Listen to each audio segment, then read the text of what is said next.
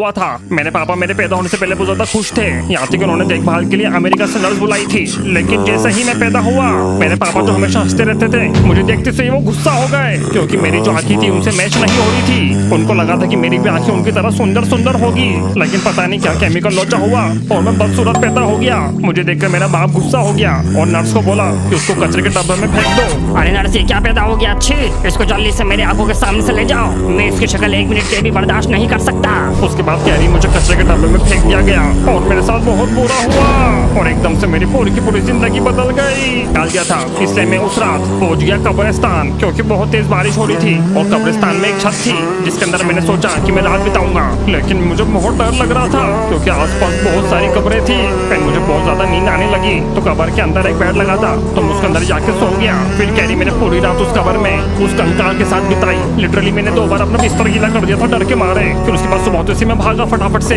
फिर उसके बाद मैं पहुंच गया एक अनजान सी विलेज में, जहाँ पर मैं किसी को नहीं जानता था। कैरी उस गाँव के अंदर मुझे भीख मांगनी पड़ गई थी, क्योंकि मैं पिछले 2 दिन से भूखा था। पहले तो मुझे कोई भीख नहीं दे रहा था, सब लोग बस मेरी शक्ल देख के मुझे इग्नोर करके मेरे सामने से जा रहे थे। फिर मैंने गाना गाना चालू किया अपनी दुखी कहानी का। घर जला है मेरा, क्या बिगड़ा तेरा, मुझे तो मेरे बाप ने छोड़ दिया। मेरा उदास गाना सुन के पूरा का पूरा गांव इमोशनल हो गया। फिर उन्होंने मुझे 2 वक्त का खाना दिया और फिर गांव में रहने के लिए जगह दी। पता नहीं कहाँ फेंक दिया था मुझे, लेकिन मैंने वहाँ रहना चाहूँ अनजान गाँव में। मैंने धीरे धीरे करके अपना घर बसा लिया, लेकिन बहुत ज्यादा अकेला था मैं। मुझसे कोई भी बात नहीं करता था और अपने साथ नहीं खिलाता था। कैरी में अपना गुजारा करने के लिए लोगों के घरों में जाके सफाई किया करता था, वो भी संडास की। वो टाइम मेरी जिंदगी का सबसे स्ट्रगलिंग टाइम था। मैं क्या बताऊँ, लोगों के घर बहुत ही गंदे हुआ करते थे, लेकिन मैं मन लगा के सफाई किया करता था और चुपचाप से चोरी भी कर लिया करता था। मैं लोगों के घरों में से छोटे मोटे सामान चोरी करा करता था, जैसे कि पंखा, बेड। और एक दिन तो मैंने एक संडास से चोरी कर लिया। लोगों का सामान चोरी कर करके मैं अपना गुजारा किया करता था कैरी। लेकिन एक दिन मैंने एक बच्चे की स्कूल की यूनिफॉर्म चोरी कर ली चुपचाप से, जब वो सो रहा था, और वो लेके मैं भाग गया।